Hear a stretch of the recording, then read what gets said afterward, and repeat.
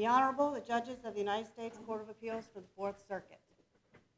Oyez, oyez, oyez. All persons having any manner or form of business before the Honorable, the United States Court of Appeals for the Fourth Circuit, are admonished to draw nigh and give their attention, for the court is now sitting. God save the United States and this honorable court. Be seated. I want to welcome you all to the Fourth Circuit today. We're pleased to have you here. Two interesting cases. The first, the United States versus Jose Bran. Ms. McGuire? Yes, Your Honor.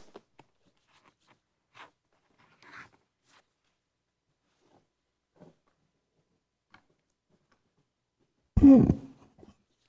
Good morning, Your Honors.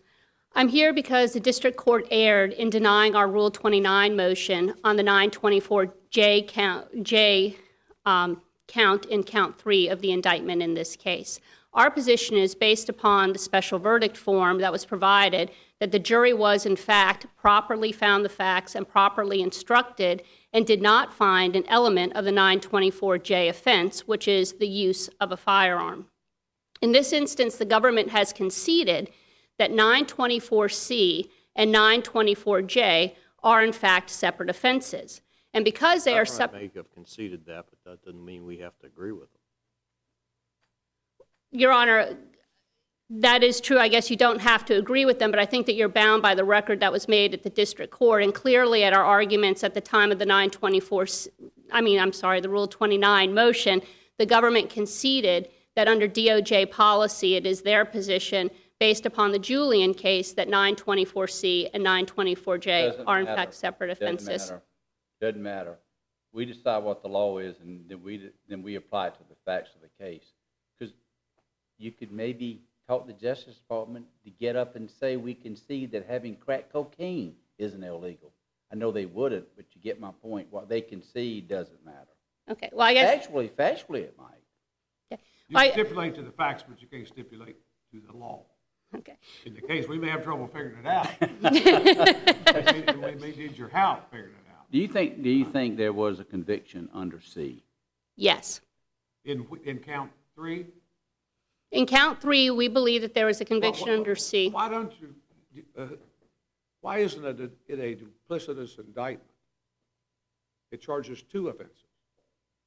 It does charge 2 offenses, and in retrospect, it probably would have been better to separate them out into separate counts, but this all happened in a pre-Elaine world, and they were in the same count, and it is our position that through the special verdict form, the jury was properly instructed. If it is a duplicitous indictment, what's that do to you and the government? Duplicity, charges multiple 2 offenses in 1 indictment, right? Correct. In 1 count, 2 charges in 1 count. And that's not necessarily defective.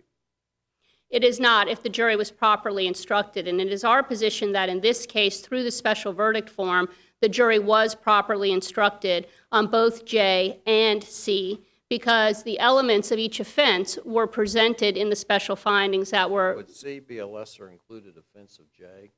C is not a lesser included offense of J because J requires a separate element, which is the use of the firearm. It is the use of a firearm to cause the death of the person. And that is a separate element of J that is not present in 924C. And so therefore, it is our position that they are in fact separate offenses with separate elements and are not lesser included offenses. Did you argue to the district court that they were separate offenses? Yes, we argued to the district court that they were separate offenses. You argued it was a duplicitous indictment? No, I did not argue that it was a duplicitous indictment, but we did argue that they were separate offenses at the time of the Rule 29 motion. Well, how about before that? When you were doing jury instructions? Right, when we were doing jury instructions, we believe that the special verdict form that was, in fact, drafted by the government in this case adequately set forth the elements of both. The instructions that were given, weren't they yours? Didn't you all agree to them? Yes, Your Honor. We did have jury instruction conference in charge, and we all agreed to it, and there was no objection. No objection to the instructions, and they were given as you all agreed to. correct? Yes. And there was no objection after the thing came in. I mean, the judge even commented from the bench, it looks like it's an erroneous verdict. Did you object to the verdict form? No, we did not object to the verdict So form. the charge the judge gave and the verdict form sent to the jury, you did not object to that? That is correct. We believe that the jury was properly instructed on both 924C and 924J because, and this is, I think, a point. I thought the district court judge said in order to get a conviction here that you had to find all the elements that are in J, including death, and there wasn't anything set out separately that would cover C. Your Honor, with all due respect, I'm not sure that I think that that's what the record reflects, and I'd bring the court's attention to JA 1268, which is where, in fact, the court is instructing the jurors on count 3, and the district court is very clear with them that if you find the defendant guilty of count 3, you then have to answer the next questions, and then he goes through with them. Wait a minute. Where does he say in instructing the jury before he gets to the special verdict about that they have to find death in order to find guilt? I don't think he says you have to find death in order to find guilt because this was not a death penalty case. It was not authorized for death. So, But in order to get a conviction under J, you would have to, right? no, in order to get a conviction under J, you have to show that there is a use of a firearm. You don't have to show that Your argument is if you meet those elements under J, then death is a potential sentence, but death was taken off the table by the government in this case. that is correct, Your Honor. Thank you. Which means it was any term of years or life, That is up correct. to life. No, I didn't mean death that the individual is subject to death, but there was a Caused death, death. it caused a death of the victim. And that's what the statute says. Right. Use of the It firearm. says a person who, in the course of a violation of subsection C, this is subsection J, Right. in the course of a violation of subsection C, causes the death of a person through the use of a firearm, shall, if it's murder, be punished by any term of years or for life. That is correct. Is that your position, is what you were convicted of? Or were you convicted of both offenses, or two offenses in there? No, I believe that Mr. Bran was convicted of the commission of a 924C violation, which is the discharge, the aiding and abetting the discharge of the firearm. And what difference does J make in this case? The difference that J makes in this case is that a 924C conviction under discharge has the mandatory minimum of 10 years, Right. whereas the conviction under J is any number of years up to life. So in other words, it's the mandatory minimum that bothers you? Well, what also I'm bothers, just asking, Right. I can't figure this out, because the way I looked at it, under C or under J in this case, and I'm not sure J is a separate offense, quite frankly. In fact, as I've written an unpublished opinion, that says it's not in this circuit. Were you aware of that? no, Your Honor. Okay. Well, at any rate, in this case, then it looks to me like C allows a term of years or life. J allows a term of years or life. The court has all the facts in front of it, and it decides under these facts, they don't care about the mandatory minimum. Don't they give a life sentence? Didn't the court give a life sentence? The court gave a life sentence on count 3. So why would that matter then? Why would it matter if it's C or J? You just told me, if I understand you correctly, because I've been puzzled over this as I review the case. You said you are concerned because J doesn't have a mandatory minimum and C does. Isn't that what you said? Yes, that's a distinction between the two statutes, That's but the distinction, but why does it matter in this case? Because I'm just asking because the courts looked at it and the court didn't care anything about that mandatory, didn't sentence near that mandatory minimum. They gave life. They gave the maximum. So in the real world, does it matter? it really does matter because there's a whole issue, which is our second issue in the brief, about if you are convicted under J, does that require the consecutive sentence that 924C conviction carries? And I think that Does C require consecutive? a conviction under 924C does require a Then consecutive why does J sentence. matter? Why does J matter? If we were to say this is conviction under C, in which you concede, why do we even need to talk about J? Well, we need to talk about J because it's a legal question that needs to be decided, I Why? believe, as to whether J is a separate offense Why? from C. Doesn't matter in this case. Why would it matter in this case? Third Circuit said it didn't matter. Well, if Your Honor is talking about the Barrios case, our position is that the Barrios case is not correctly decided because what they did is what I think Your Honor may be suggesting is kind of taking a functional approach to this as opposed to a literal approach. And But in this case, this case in front of us right now, it would matter perhaps if death had been included and death had been given under, the death sentence had been given under J. But it wasn't even a factor in this case. The way let me explain it to you again and just tell me why it matters. You say there is a conviction under C. Yes. A fair reading of the charge and the verdict form, you concede, which you do. That sentence, isn't it correct, that sentence under C alone would be a term of years or life, correct? Yes, with the mandatory minimum for discharge, of course. And it has to be consecutive, correct? Correct. In this case, under J, if you look at that separately, it would be a term of years or life. Same thing, right? Mm-hmm. And we just don't know if it has to be consecutive or not, right? You want to argue that to us. Correct. Why does that matter? What does that even matter in this case? Why does that matter in this case as to J? Well, I think it matters because the court convicted Mr. Bran of a count in which the jury acquitted him on in terms of... We can look at that and agree with you that it's kind of convoluted, but when you, just what you said, we could accept your argument, say it's a conviction under C. You'd win. You want to argue against you winning the case? I'm not trying to be flip, but it seems to me you can win under C. You know, I think it's a fair reading that was a charge under C, and the elements, as you agreed to in the verdict, leads to a conviction under C. I'm just saying if that's the case, why does it matter? You said because C has a mandatory minimum. This judge didn't care about a mandatory minimum in sentencing, did he? I can't speculate. I would concede he gave the life sentence. Right. I don't okay? think if he cares about a mandatory minimum. They got 2 life sentences, didn't Because count 2 carried life as well, a mandatory life sentence. they? And Are they consecutive? well, that is the whole point, Your Honor. Right now, yes, they are. Right? They are consecutive You're now. saying they shouldn't be. Or you're saying the judge mistakenly believed he had to make them consecutive. That's correct.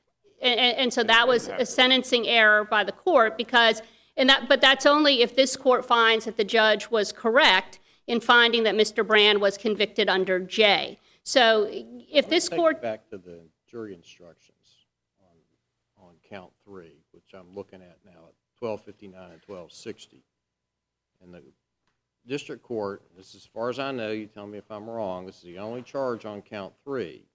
It tells the jury if you're going to convict the defendant, you have to find 3 elements. Committed the crime under count 2, he tells them what that is. In relation to the commission of count 2, he used, carried, or discharged a firearm. And 3, that the firearm caused the death of Mr. Gonzalez. That seems to me to be all the elements of J. And that was, the conviction was rendered on count 3 under these instructions and only these instructions. Isn't that right? These are the instructions that the jury... The trial judge instructed the jury, right. Gave them these elements, and they came back with a guilty verdict. Wouldn't that indicate that they found him guilty of the crime that was charged, and those are the elements of J, whether it's a separate crime or a sentencing enhancement? No, Your Honor, because both the 924C and the 924J were charged in count 3, which is why there had to be special findings, and J has an element of use that was not found by the jury. And I don't... Before there were any special findings, the jury said he's guilty of count 3. He did, but They then... said guilty of count 3. And if they just stopped right there, if you disregard any findings, what's the result here? He's guilty of what? Well, I think that if he's just guilty of count 3, you don't have... Guilty of the charge in count 3. If it's 2 offenses, he's guilty of both of them. Well, I don't really think that that's a fair reading of the record because at 1268... What's the fair reading of the verdict? Because they said he's guilty of count 3. and you didn't object to the verdict, the judge offered to send it back, or talked about sending it back, and you and the prosecutor said, no, we'll settle it, we'll fight about it from here on. I guess leave it to the Court of Appeals. Yeah, we trust the Court of Appeals to get it straightened out. And I mean, that might have settled the whole thing. I mean, Judge Payne said there's maybe a problem here. What's counsel want to do? Y'all didn't want to do anything. I mean, if we review, if there's an error in there, in that verdict, seems to me it was reviewed for plain error. If we knew what error we're looking for. Because you all said, we don't want to go back and try to get it straightened out. Well, Your Honor, I think that if the court is to look at 1268, Judge Payne makes it clear when he's instructing them on count 3 that simply entering a guilty verdict is not enough if they find him guilty. And I see my time is just about to expire, so I'll make this very quick. But then he goes on in 1268 of the record to say that you have to check which ones, plural, you think are correct and be unanimous in that finding. Instructions. I'm Yes. talking about the verdict. They got the instructions. You didn't object to those either. So no objections preserved. That's all would be reviewed for plain error if we were going to figure out something's wrong with those. But on the verdict form, they plainly say straight up, guilty of count 3.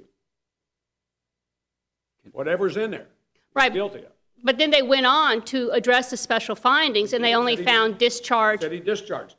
Well, if he discharged it, plain English, you sure used it. Well, Your Honor, with all due respect, I don't think that How do you that's... discharge it? Without pulling the trigger? It's that kind of a weapon, wasn't it? You had to pull the trigger? Yes.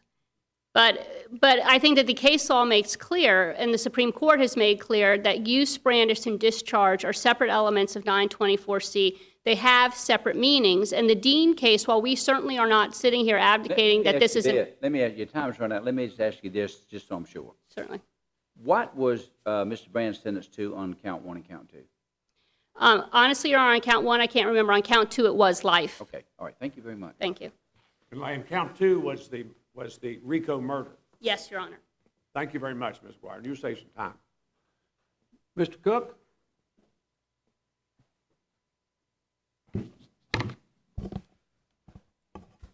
Why didn't you all do a better indictment here? You all, the United States of America government. Well, Your Honor, I don't think there's a problem with the indictment. There's the Well, let's special... do this if these are separate offenses in J and C. That, if there is a duplicity problem, it is certainly waived by not having made a motion under Rule 12. This Court's opinion in King, I think, addresses What's the government's that. position today as to whether it's separate offenses or not? It is, the government's view is it's separate offenses, and there are a couple of reasons So for you that. admit that it's duplicitous? Because you should only charge one offense in each count. You should only charge one offense, but our view is that So C you is... should charge this in 2 counts.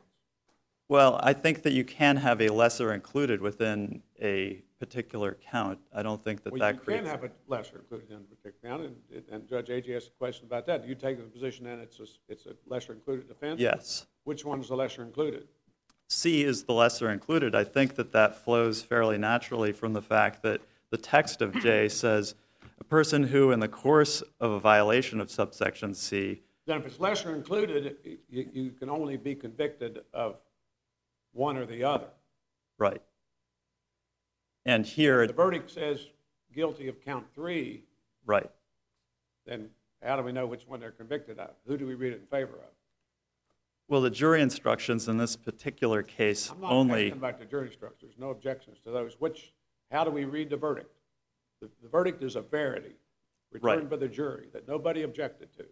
Correct.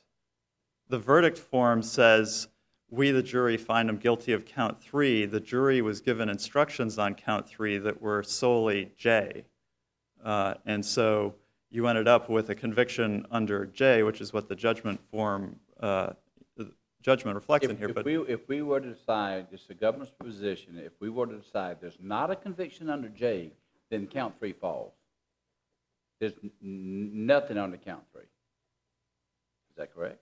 I think that's... It's all J as a separate offense or no conviction under C. There were not jury instructions on C. I think that's a yes or no there. Yeah, I agree. But I mean, here's what I think is getting So that's lost. your position, it's count 3 is a conviction of J only. It was convicted of 1 count. By convicting him of J, they excluded C because it was a lesser included.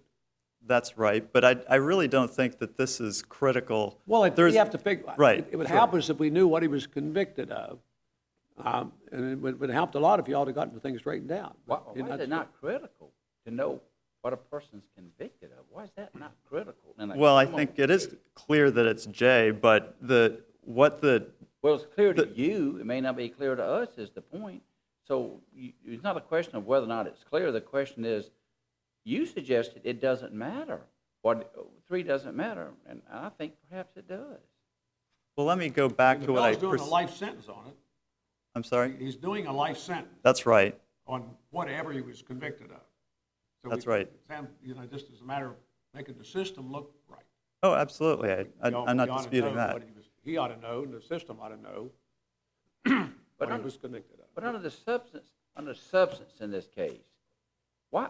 Just tell me in a quick sentence why it doesn't matter whether we see 3 as J or C or 1 or both. Why doesn't that matter? Well, and here, let me explain that. What I take to be ask you to. right. What I take to be the critical issue in this case is the problem with count 3 is one that would be shared by C or J. Well, let me ask you this, to stop you there. The other side stood up and they said you'd conceded it was 2 different offenses. Right. The other side now is standing up and conceding and agreeing that it's a conviction under C. So Right. You disagree with their concession? No, and that's enormously helpful for what I think is the key point about why this J conviction might be in question. If you accept their position that it's C, what Right. difference does it make in this case? It makes none, and let me explain. Say that again. It makes no difference, and I can explain that, I think, very Well, just let me ask you, simply. can you explain why you're arguing it then if it doesn't make any difference? Yes, I mean, Okay. and I think that, well, let me first explain why. It If you're in the 11th Circuit, for example, as a prosecutor, I don't and- care about that. We're in the 4th Circuit, and we Okay. have this case in front of us. You're a good lawyer. You've been in front of me before. Tell me, you heard my questions to the defense lawyer. Why does it matter in this case? She said it mattered because of mandatory minimum, but realistically, that doesn't matter in this case. The We're judge not- didn't say, can I give him any less than the mandatory minimum? No, I'll give him life. It doesn't matter. Why does it matter to you? Why are you arguing about Jay? well,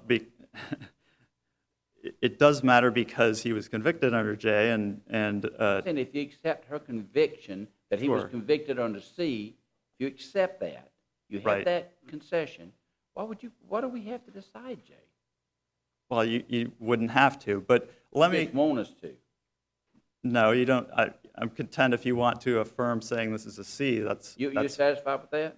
yes, but let me get to what I think was, what I understood to be the core problem with this verdict form in the district court and on appeal that I feel has gotten a bit lost.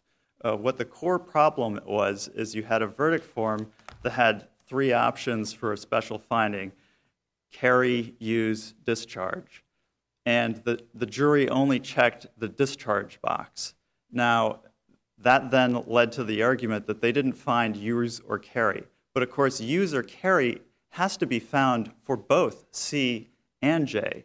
So their position that there was a C conviction here is puzzling in the sense that their whole point was that they didn't check, by not checking use or carry, the jury meant we are saying that use or carry did not occur. And if that were true, you couldn't have a C conviction here because use or carry is required for C. So the government's position in this case is, the defense says, and by the way, don't you think the charge and the verdict form could have been clearer than it is? And Oh, absolutely, I agree okay, with that. so now in a case where it's not completely clear, just let me say this, but it's not articulated in the best fashion, and there's some question whether J is mandatory or not as far as being a consecutive sentence, and the defense says, we think you can read the jury instructions and the verdict form fairly to say a conviction under C, and he Right. would therefore, we talk about sentencing, but it looks like he would get life. The government stands up and goes, nope, not Well, to have it. look, I'm perfectly content for this court to avoid the issues of J by just saying this is a C conviction, C has a maximum of life, the sentence wouldn't change one bit, and that's the end of the case. We could say, for purposes of this case, that this doesn't matter whether it's a C or a J.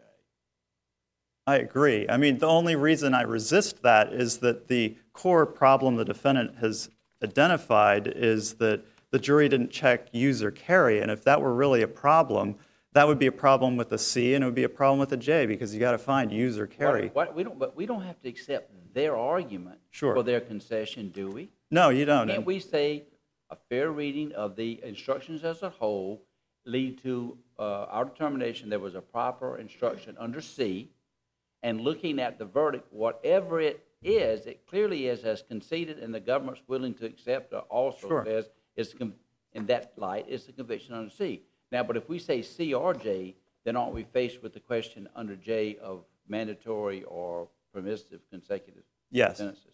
Yes. Do you see the way I say it just avoids that issue? That's true. And it might allow for you and a defense attorney in a case where everything else is not a mishmash. It's cleared. It's straight up. The elements are there. The verdict form is right. And then you would come back in front of us, you or somebody, representing that position, and say, this question on J is now clearly presented, and it's important and necessary to this case. I know your position is J is important to the world, and so is the other side, and it may well be, but you understand my distinction about important to the world and important to the case in front of us. Sure, I'm not trying to get extra issues decided. I just want my, convictions Tell me what affirmed. the impact is if it's a J conviction on the sentence. I don't think that there Well, is any. on the two concurrent consecutive life sentences. I don't think there's, So if it's a J conviction, we sustain the sentences? right, The judge didn't have any discretion? right, He had no discretion if it's a J conviction. right. If it's a C conviction, he had discretion. One of them he had discretion. No. Well, One of them he had discretion on whether to make it consecutive or not. That's all I'm trying to. no, both of them. No. It's an open question as to J, isn't it? Right. I mean, there's an unpublished opinion of this court, Hatton, that said that it's consecutive. Other circuits. We can't What do say the other it. circuits say? The other circuits are, and I can run through them very. Whether it's consecutive or concurrent. Right. They disagree? Only the 11th Circuit has said that it's concurrent for J. Whether And- it doesn't have to be concurrent, it could be the judge had Right. power to make Right. In the 11th Circuit under Julian, if a judge wanted to, he could make the It says J. it's not mandatory. Right. It's not mandatory. Exactly. And Judge Payne thought it was mandatory here. Right. So I would if- agree with that. If it's really not mandatory, and he thought it was mandatory, it would have to be sent back for resentencing on that count. But if it's a conviction under C, it's your position, am I stating this correctly, that it is a mandatory? That's right. And if I could step back. By the way- But if it's a conviction under J, and we adopt that other view, it would be permissive under J. Correct. All right. And if, And your contention is it's a J conviction. The right. government plants its feet on that, right? Right. But I mean, I'm not objecting if this court wants to affirm everything, saying this is just Well, a I would. C. I mean, I'm sitting here, I think it's a J conviction, that's what I thought of coming in here. I mean, Right. you might accommodate you people by saying it doesn't make any difference, or we'll do it down the road, or something like that, I don't, but, where you're throwing life sentences around, whether they're consecutive or concurrent, I mean, it's a, maybe the judicial system needs to look right. Let me ask you this. No question, this guy did a lot of bad stuff. Sure, And but you all proved it, But when- satisfaction of that jury. Well, when you said, you sort of used the same language. You said you think that J is mandatory consecutive. right. But under C, it's not you think it. Isn't that the law? Oh, absolutely. Yeah, let's just make that clear. There's no question, that question doesn't come up under C. Yeah. And that is C, is a life sentence in C consecutive to what? The life sentences to the predicate offense, which here was the, yeah, which two. itself has a mandatory life So sentence. listen, so this case is a person who has 2 life sentences, correct? Right, That are consecutive. right. And as far as sentencing, the issue is whether or not we're going to give him a third. Is that correct? No, that's not right. So, Question whether the second one is mandatory or not. right. So what you have is, let me walk through No, the no, no. counts. The second one is mandatory. Yes, The count 2 is a life sentence. right. C, if there's a C conviction, that's a life sentence that's that's consecutive. But if it's a Right. J conviction, it's not. No, well, on the, Well, it's not if you adopt one of the views. right, So it's up in the air if it's a J conviction, and you say it's a J conviction. right. But Now, And I just want to be clear, though. So this is where we stand today. And you may be stand on that because you think you have to. The defense attorneys say he has to have consecutive life sentences. And the government's going, no, he does not. He does not.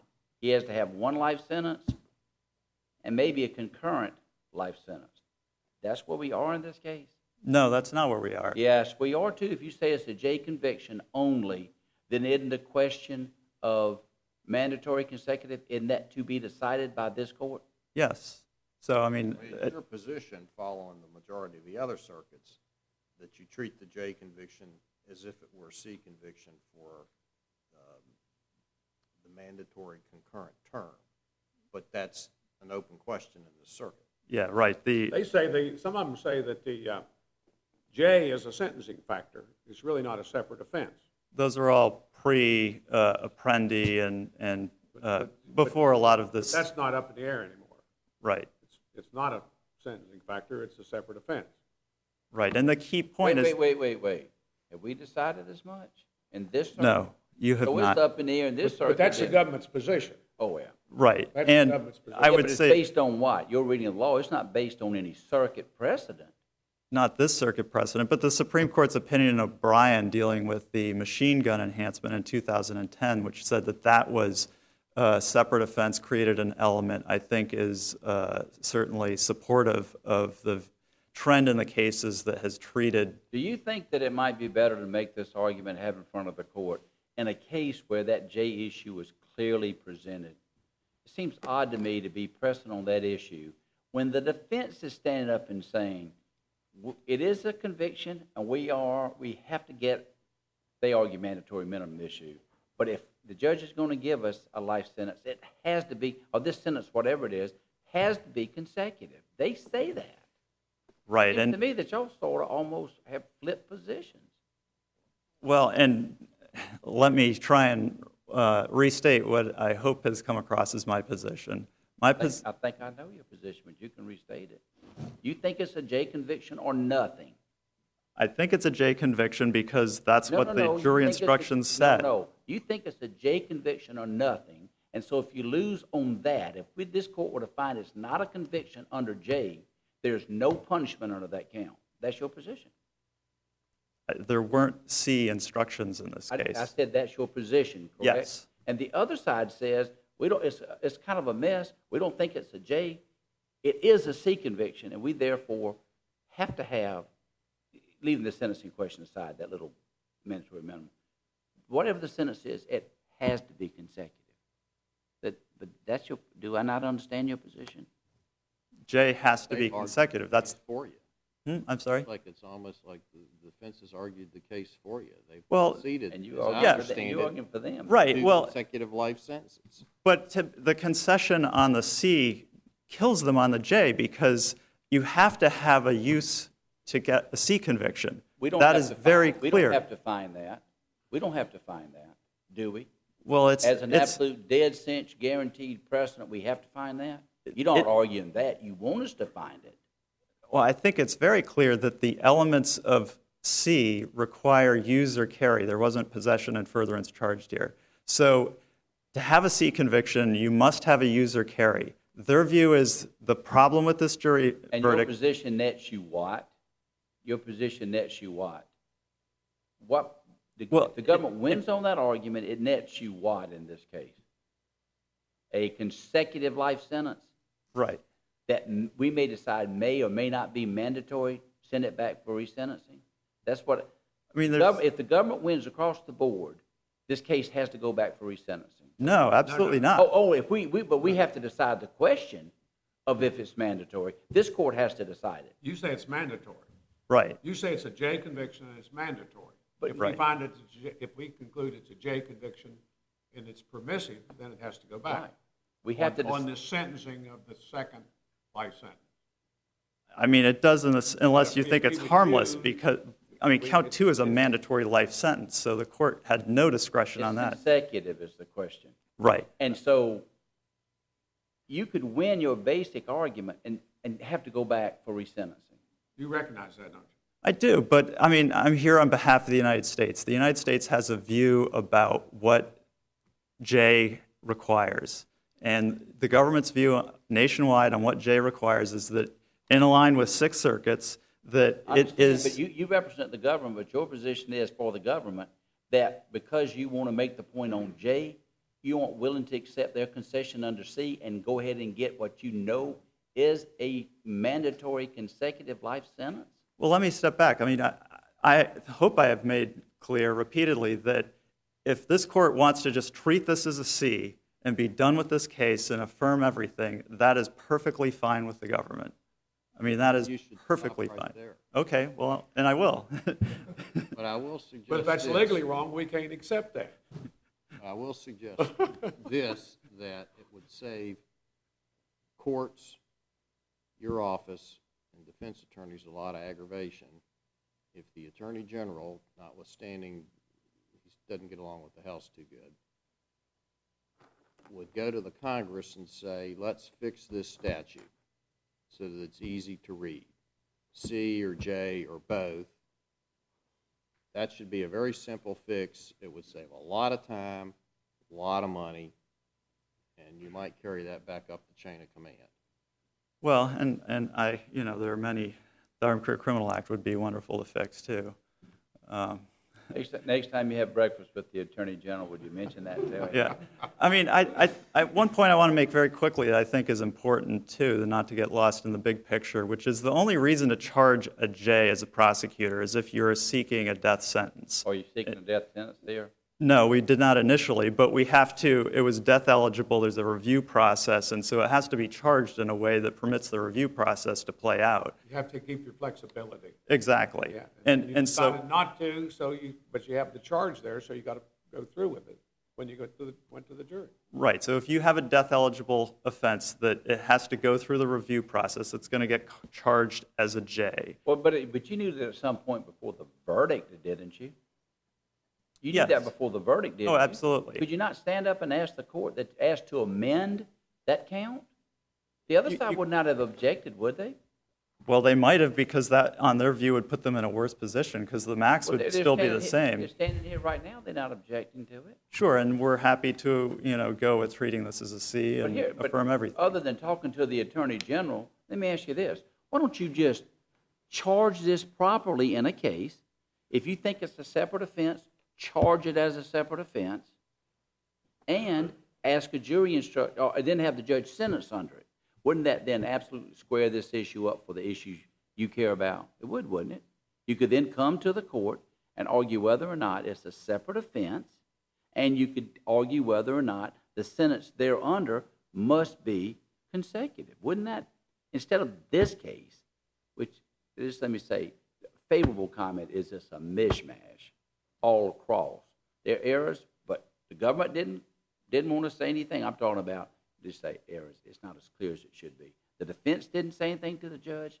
The government didn't say anything to the judge. Then when the judge sees his own work, looks to me he's not completely sure even what it means. Why isn't it a better case to present it? You don't have to talk to the Attorney General. Can't you just talk your office into charging somebody specifically on that count and then making the argument to the judge about the consecutive sentence? Isn't that a simple way to frame it up? I mean, it would have been simpler, I but mean, in the future. sure. I mean, trials have mistakes like this that come up. I mean, they just do. This is one that really doesn't matter because on any scenario, defense counsel stood up in opening and in closing and said that You- Osmond you've Hernandez an- You've Gonzalez. answered my question Okay. for me. You've answered. I think I asked you the first question when you got up here, why you didn't charge it in 2 counts. Well, and that's Like Judge Shedd and I agree on that. We point. do agree. That would have been simpler. it would have, and but It wouldn't you, have been duplicitous, or whatever you want to call it. in my experience, it's not unusual to have a lesser included charged Not- in one count. Not unusual. I mean, in the state courts, I used to practice, you get a charge made for murder, you had 3 or 4 lesser included in it. Let me say this to you. I tried a In lot one of cases. count, there's no question about that. I tried a lot of cases in district court, and I guarantee you, the lawyers nor I would have gotten to the point with this jury charge and this verdict form with these questions. Now, mistakes happen in trial. I'll just tell you, I won't respond to that. Never would have happened, because I would have counted on the defense lawyer or the government to understand the positions and explain them to me, or to raise the question if you think something's unclear, or I would have caught it myself. I may not have known the answer, but I would have gone, this doesn't really make sense to me. Is that 1 or 2, or what are you trying to do? And so maybe it happens in cases you used to. I don't think that's the standard fare for this circuit. I don't think When it. you say in the statute it violates 924C and 924J, somebody ought to thought, well, maybe we're charging 2 offenses in 1 count, and that probably is not the proper way to do it.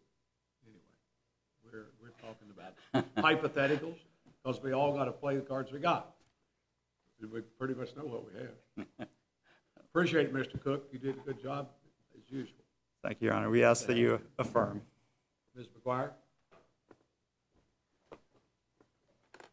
Thank you, Your Honor. Just to go back to one of the early points that the court made, that obviously it's up to this court to decide what the law is in this case. And upon consulting with my co-counsel, we would withdraw the concession on the 924C and ask the court to review it for plain error, because, in fact, Mr. Bran was convicted by the district court on J.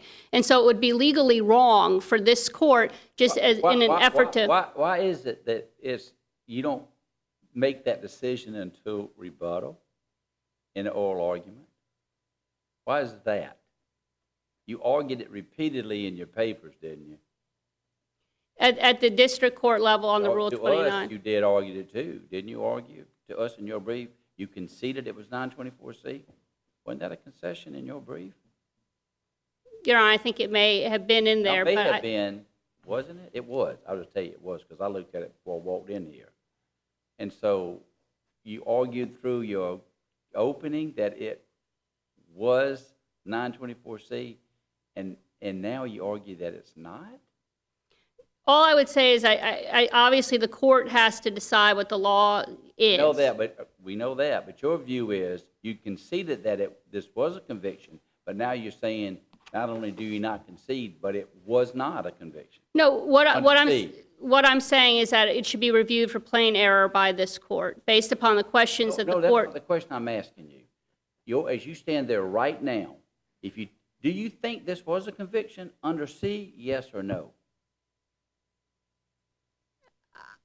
I guess I would say no, because the court convicted him under 924J. That was the finding of the judge. And in fact, just to respond to an earlier question about what did the court think and why didn't you send the verdict back, I would just note that in the JA on 1298, what Judge Payne actually said at the time he reviewed the verdict form was that he didn't think that they had a finding based upon the verdict on guilt on C, 924C or J, was the position of the district court at that point. Is your change your view here in the last 2 or 3 minutes? Because if you adhere to the prior view of your opening argument in your brief, that it's a 924C, then that has to lead to the conclusion that your client gets two life sentences, and they are consecutive. I would think that that would be the conclusion, Your Honor, yes, but I would also say that the district court... That was probably a motivating factor in your change of view. I think that that's part of the motivating factor, but I also think part of the motivating factor is clearly that this is a question of law that the court has to decide, and that even though it might be a more streamlined approach to say, well, look, let's just say he was convicted of C and not really address the J question, the problem is the district court convicted him on J. And so I don't think this court can simply ignore what Yeah, the but you district knew- court but did. You knew that and all that until 3 minutes ago, didn't you? Everything you're saying now, you knew before you just got up. You knew that, didn't you? Isn't that correct? What the judge did, what the charge was, but until 3 minutes ago, you said not only could it allow for a conviction under C, it absolutely did. It was a conviction under C. Isn't that correct? Yes. Is it something the government said that made you change your mind? Or Well- something the court said that made you change your Yeah. mind? Questions from the bench, perhaps? Yes, Your Honor. You have an obligation to act in the best interest of your client. Yes. I mean, you have to do that at all stages of the proceeding, without question. Thank you. Thank you very much. Let me just ask one question. So you say, you think account 3 rises or falls under J being a separate offense and there being a conviction under J? Correct. Thank you. We appreciate it. You don't need a break, do you? You don't need a break, do you? No. We're going to come down and Greek counsel and go on with the next case.